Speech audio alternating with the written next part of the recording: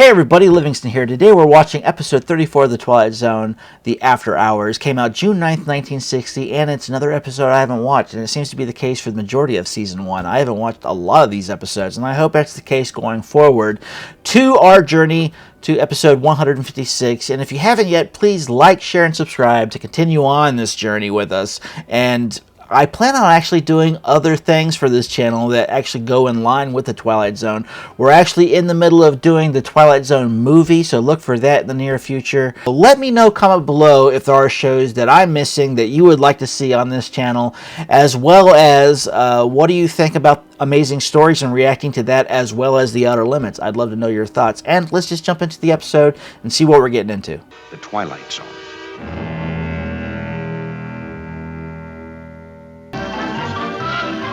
Very happy music. Kind of miss department stores. Very much a part of my childhood, department stores. No, that's not what I'm looking for. You sure?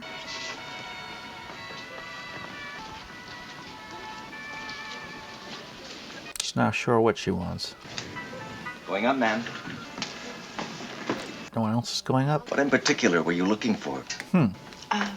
Thimbles. Gold thimbles. You had them advertised. Thimbles? That would be specialties, ma'am. The 9th floor. This guy's a little interesting. There is no 9th floor. I'm not accustomed to such service. Ma'am? Well, there were a whole lot of people waiting for the elevator. I seem to have a private one. Well, this is an express elevator, ma'am. To where? To the 9th floor. What's the 9th floor? Express elevator to the 9th floor of a department store, carrying Miss Marcia White on a most prosaic, ordinary, run-of-the-mill errand. Oh, there is a 9th floor. I guess it's R, the roof. 9th floor. There must be some mistake. There's nothing here. This one's starting right off the bat, huh? Specialties department, looking for a gold thimble. Because this isn't just a department store. This happens to be the Twilight Zone. All right. Was someone helping you? No. Who you be? Can I show you something? I was looking for a gold thimble. A gift from my mother. I think we have something you'd like. This way, please. How about this? That's a nice one. It's 14-karat gold and quite distinctive looking, I think. Yes, I think this will do. Is this a charge, miss? I beg your pardon, a charge? Credit card? Oh, no, I'll pay for it. No, on second thought, I'll wrap it myself. Miss, that's $22.80 plus tax. Oh, I gotta pay for it. Shoot. $25 even.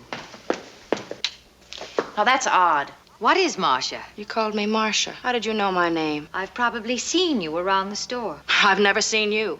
I come up on a floor that hasn't a single thing in evidence except what I'm looking for. That's very odd. Maybe a little more sophisticated than I am, but this I call odd. What's the catch? You know, that's always the case for these episodes. Miss White, are you happy? You don't seem it. Am I what? Am I happy? Well, you'll forgive me, but that's really none of your business. All right, Miss White, suit yourself. It's none of my business. Going down. Yeah? He's in on it, too. I'd question his ass. What's the deal, man? Mr. Elevator. He has no name.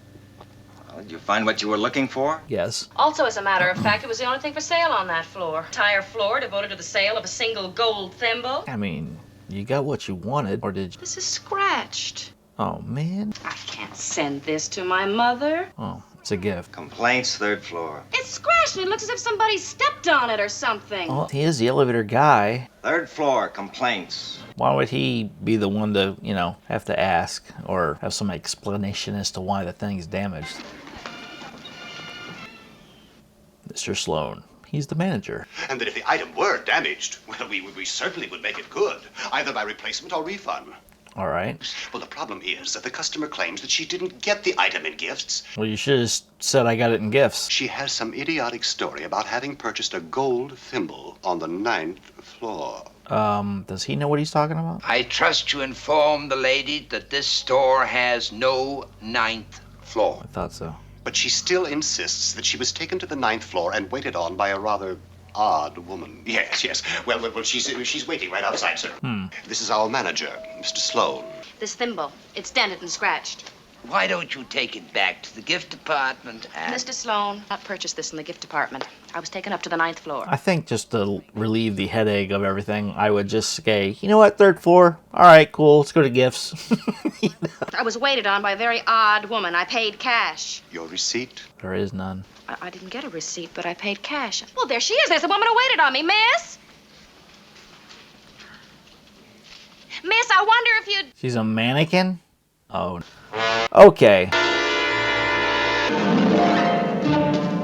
I tell you what, I love an episode that makes me go, what the hell's going on? This is definitely one that's making me go, what's going on? Oh, she'll be all right, Mr. Armbruster. She was just frightened, that's all. Well, what about this delusion of hers? I think maybe even gone to sleep. Tell her we're closing up now. Tell her to come back tomorrow. Is this where they got the idea for Mannequin? Kim Cattrall and Andrew McCarthy? Fun movie from the 80s if you haven't watched it. Miss Pettigrew, did you hear me? We're closing up now. Miss Keevers, you have a customer. All right, I'm coming. They just left her there asleep?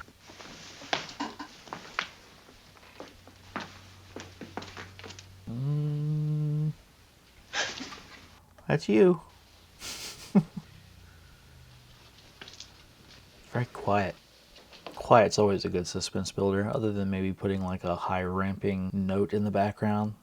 For example, like the Joker, his theme in The Dark Knight, that and it slowly ramps up. It's really good at building time. Elevator is not working.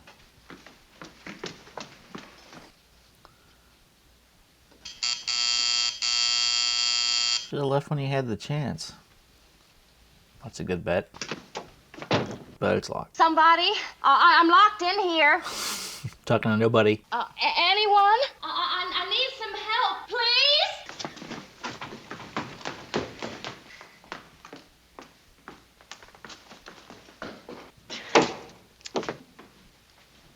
That would be frustrating. I bet that mannequin will pop up. She's moving. Do that a lot. He looks real. Is she gonna like turn into a mannequin at the end of this or something? Marcia. Marcia. Marcia? Marcia. Marcia? Boy, this is a creepy one. Who do you think you're fooling, Marcia? Climb off it. You remember, Marcia. What? You know who you are. Who is she? There is no dial tone. It's a very quiet episode. No music. It's very still. Marcia. Whoa! You remember, Marcia. Climb off it. Come on, dear. Let us know what the hell the deal is. Marcia. Marcia. Marcia. Marcia. Marcia. Boy, this is a dark one. Whoa! She's moving. Come now, Marcia.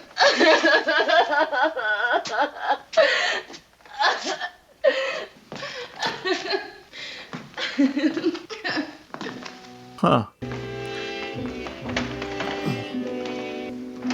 I'm gathering she's a mannequin that's come back to where she came from. She didn't realize it.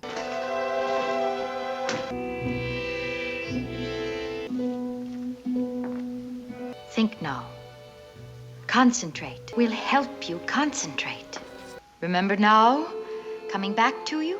It's really odd, but suddenly I seem to... Remember, coming back now, is it? I'm a mannequin. I called it. And it was my turn to... Your turn to leave us for a month. It was my turn starting last night. I'm one day delayed already. Of course, I'm sorry. I forgot. When you're on the outside, everything seems so normal. As if we were like the others. Like the outsiders. Like the real people. Well, no serious harm done. I'll see you all in a month. See you later. Have a good trip. See you in 30 days. I saw it coming halfway into the episode, but I didn't know for sure until the moment she got to this floor. Ever so much fun. Ever so much fun.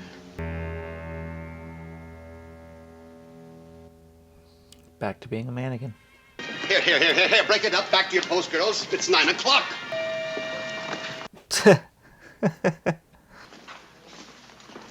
Can't be the same one. But it is. Marcia White in her normal and natural state, who 1 month out of the year takes on the characteristics of someone as normal and as flesh and blood as you and I. Just who are the people we nod our hellos to as we pass on the street? Just one freeze frame. Rather good question to ask, particularly in the Twilight Zone. Wow. Well, that's it for episode 34, The After Hours of the Twilight Zone. It's an episode that I actually really enjoyed. I didn't know exactly what was going on until like the last 5 minutes of the episode. I threw it out there that she was potentially a mannequin about halfway through the episode, but I didn't know for sure until the last part of it where she showed up on the 9th floor and everybody else were mannequins that were coming to life around her, and I was like, oh, she's a mannequin. But to learn that mannequins get 30 days to go out into the real world and venture out and learn to be a real person, almost like a Pinocchio-esque style story, something that's not real that becomes real, and it goes out and figures out what it is and what it enjoys. And she didn't know who she was or what she was about until she got back to the department store. It's as if when you get past the 30-day mark, you kind of lose your memories, and she was a day late, so she didn't know exactly what was going on. And I thought that was very interesting for the story, and I just was left with like, what's going on? What's the mystery here? Why is she like having all these issues in the first part of the episode, trying to find this gift for her mother, and it's just not happening? Yeah, it's just a interesting take on it. And I'm kind of curious if they maybe took this idea and they elaborated on it to the point where it became the movie The Mannequin, starring Kim Cattrall and Andrew McCarthy, because you can see how they could have potentially pulled that idea from this actual episode of The Twilight Zone and made it into an actual feature film. They could have gone a long ways with it. It's like, what do they do in that 30 days when they're out and about? Do they like talk to other mannequins in the world when that 30 days? Who's paying for their apartment? Are they hooking up with other people? I mean, like, there's a lot of questions with this episode, but hey, it's okay. It's the Twilight Zone. We don't have to go into detail what's going on with it. It's almost like a snapshot into the story of what we're checking out. And I dig it. I enjoy the fact that there is a lot of actual questions that still need to be answered at the end of a lot of these episodes. But hey, it is what it is, and I know we're not going to get it answered, but it would be so cool if they did, you know? I would just enjoy the hell out of it. But we're not too far away from episode 36. I can't believe it. We're not that far off to actually doing the podcast, the episode where we're going to go through season 1 and talk about the top 5 and bottom 5 episodes. So I would love to know your thoughts on what are your top 5 episodes of season 1 of the Twilight Zone, and give me your bottom 5 as well while we're at it, you know, because we're going to be discussing them all.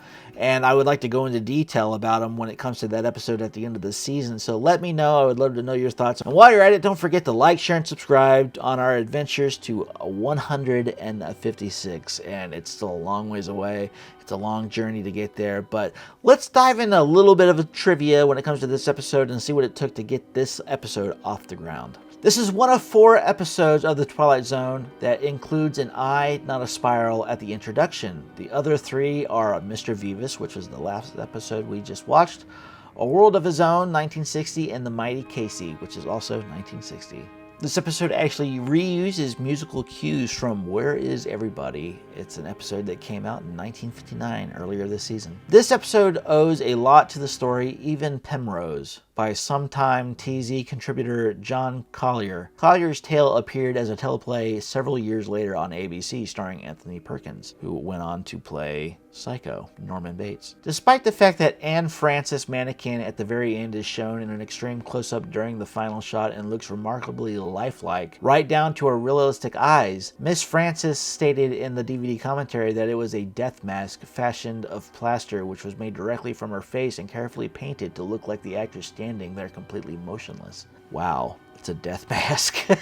Makes it a little more creepy. This episode was remade 26 years later at the first segment of the After Hours, Lost and Found, and The World Next Door. Although the remade version largely stuck to the original storyline, much more emphasis was placed on the suspense aspects. Further, Marcia resisted her true identity as a mannequin and wanted to remain human as opposed to the original Marcia, who eventually comes to accept her true self. Well, that would be very interesting to see the remake, and I probably will do that at some point.